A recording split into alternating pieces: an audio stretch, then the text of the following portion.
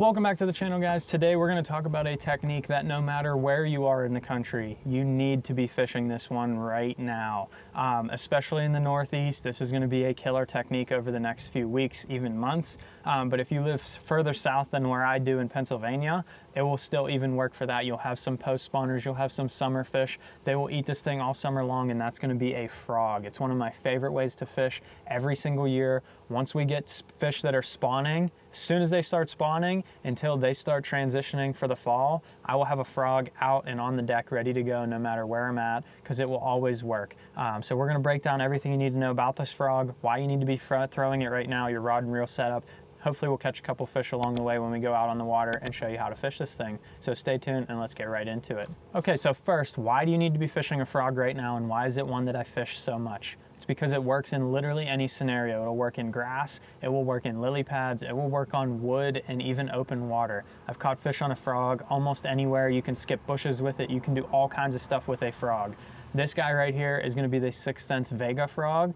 This is actually an exclusive color I got in the 6th Sense box for the month. If you want to sign up for that, you can use my code Quince. You'll save 10% off. Or if you just want to get some Vega frogs in general, you can also get 10% off your order, and then you'll be helping out the channel a ton there.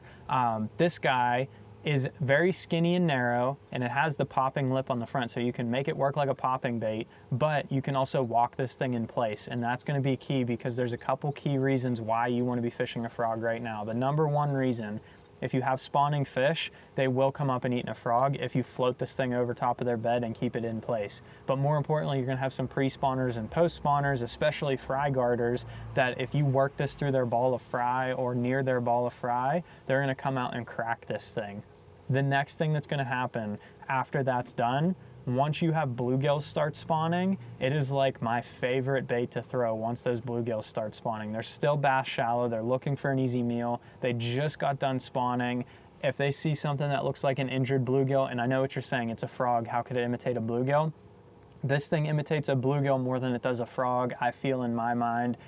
Just the silhouette of it, the way it works, the areas you can fish it in, it just overall works really, really well for bass. And you want to float this thing around hard bottom areas where those bluegills are spawning, but where there's some cover nearby. So if you have some clumps of weeds in a nearby area to where those bluegills are spawning, and you float this thing over top of there and just kind of work it really slow in place and make it look like a dying bluegill, those bass are going to come get that easy meal.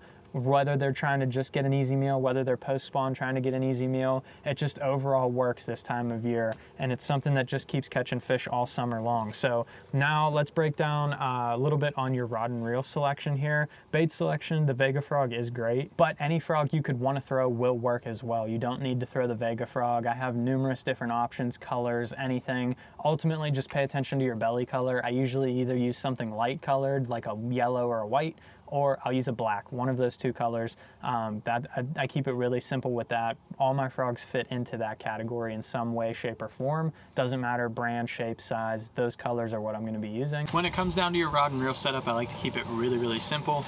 This is actually a very entry-level rod, and I wanted to try this out so that I could speak to all the Cashin rods. This is gonna be the Cashin Element Series rod, and this is the frog rod. The reason that I got this one, a lot of times you're putting a lot of heat on these frog rods, you're beating them up, you're throwing it in a lot of weeds. So I wanted to try a lower retail rod, see how it holds up and how I like it, and I've been loving this rod so far. So these go for $129.99.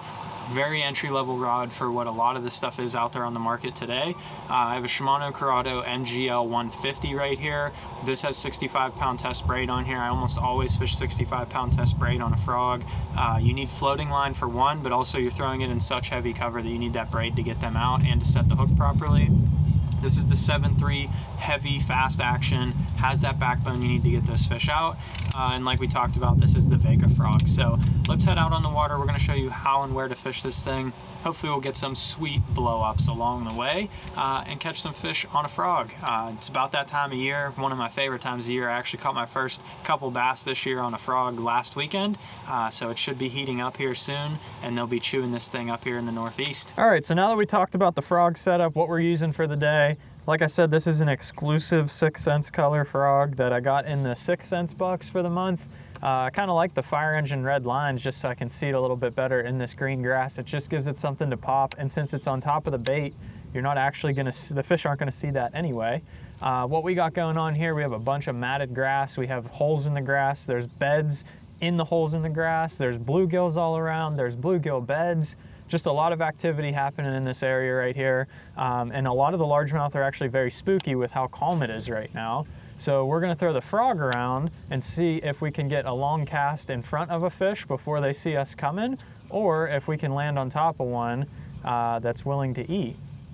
When we get a little closer to them, make a good cast and get them to come over and eat it. John here, he's been catching a couple on a wacky rig.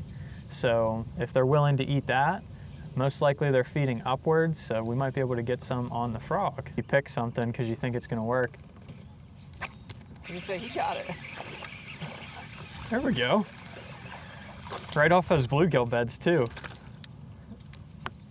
So obviously it's been tough with this frog. Had a couple fish look at it. We're gonna keep trying, see if we can get us a couple more. But that's where those bluegill beds were, right over there. And a frog is a perfect imitation of a bluegill, even though it's a frog that still imitates bluegills really well. So if you walk it around over the top of some of these bluegill beds, you can catch some fish. And John is doubled up here. He's got a bigger one than I do, but that's a nice largemouth on a wacky rig right there. There's another one with him. So we're gonna get back to fishing and see if we can get a couple more. Oh, I should have been on the other side. Mistakes were made. On the other side of what? You. Why? Because I set the hook right-handed. I was about to take your head off. I don't care. So unfortunately, we were not able to catch us another one on the frog. The bite has pretty much died, and we're gonna get back to doing some smallmouth fishing, but I hope you guys enjoyed today's video, and if you did and you wanna see some other videos on what you should be throwing right now for fish feeding on those bluegill post-spawn fish, go ahead and check this video out right here. Hit that subscribe button down below, and thanks for watching.